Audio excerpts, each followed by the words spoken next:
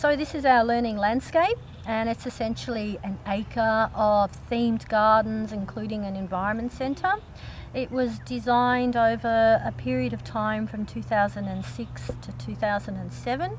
A whole year was spent with the students doing site surveys, site analysis. They had to measure the space, they had to work out site orientation, the levels, soil pH and soils, and through that process became much more connected with this space, so that when we came to the design phase they were able to have a sense of the environmental conditions that they had to design to, and with considerable research and access to images from around the world of community gardens and school gardens, they came up with a series of really interesting designs that incorporated the kinds of learning they wanted to achieve. So initially we'd asked the question, if you could learn anything from this blank canvas, which was basically the grassy slope, what is it you'd want to learn about? And invariably there are things like working with animals, growing plants for different purposes, grafting fruit trees, or doing construction, creative activities. And all of those things were factored in to the actual designs of the gardens and spaces that the students wanted.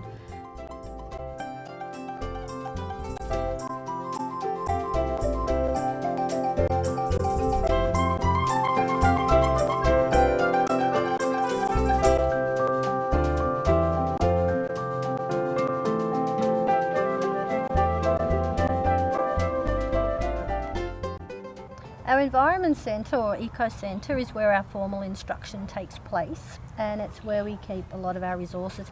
Everything inside of there has come from somewhere else. So we try and get quite creative about making it look aesthetically pleasing and functional at the same time.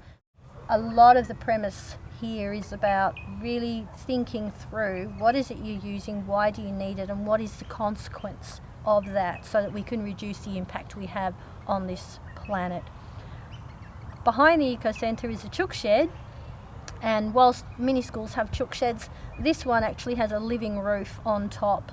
It's comprised of succulents, which are hardy, tough plants that will insulate that building just as many buildings in the Northern Hemisphere are required to do. It keeps the building cooler in summer and warmer in winter, and it actually provides a natural little ecosystem for a lot of the bugs and invertebrates that live in there. This is the Alphabet Garden. This was designed by the Preps 1s and 2s a couple of years ago, and it's a literacy rotation activity thing because you get to learn literacy outside.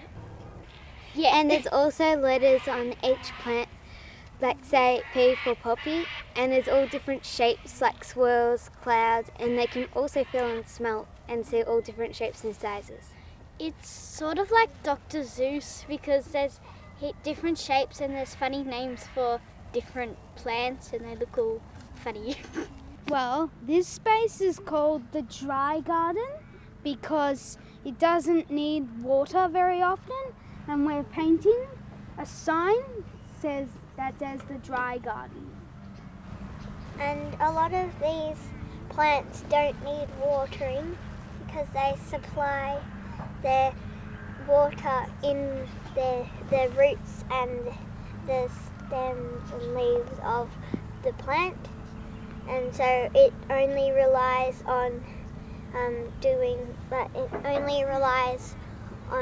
the water that it has and the rain that falls down, instead of relying on being watered by a watering can every day.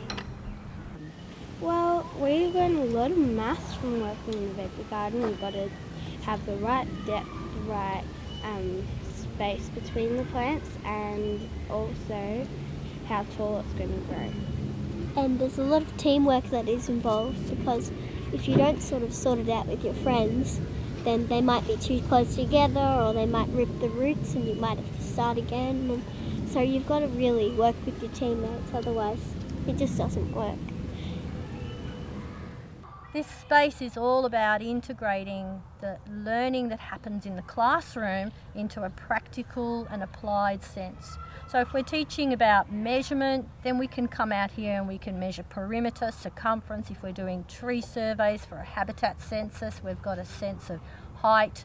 We've got a sense of using tape measures that might be 50-metre lengths or, a 3-metre tape measure. We have opportunities for kids to do literacy activities. So there's a lot of writing and a lot of reflecting and a lot of contemplating. Specific vocabulary for our plants requires scientific language, Latin. We have the design opportunities for construction, building living sculptures of willow and estimating how deep each whip needs to be and how to create this particular pattern. And it also requires a lot of teamwork, so interpersonal skills are really high on the agenda for getting kids to work together positively, constructively, and to problem solve.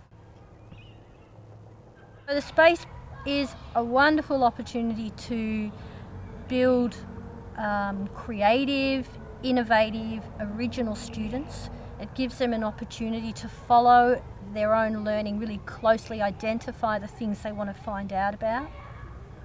It provides a really positive experience for our kids. Those who don't feel comfortable sitting in the classroom, no matter how stimulating that environment is, can be really energised and active participants and quite natural leaders in a natural setting. So the principle behind this garden is also giving the kids the opportunity to connect with their natural landscapes, especially one that they've helped design, construct, and then manage. And it runs on the premise that if we don't give our young people that opportunity to engage with nature, they won't be there as adults to defend it.